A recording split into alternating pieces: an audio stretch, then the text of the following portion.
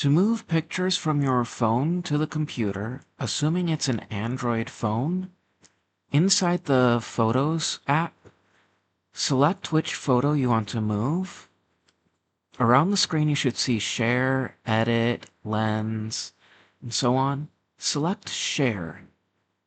This will give you different options like Google Drive, Gmail, if you have another email app, or you can even send it to social media. In this case, I'm using Gmail. Once you're in Gmail, to the sender, in the sender section, address it to yourself.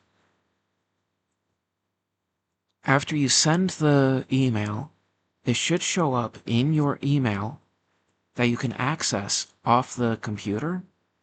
And inside the email on your computer, you should find the picture with an option to download the picture.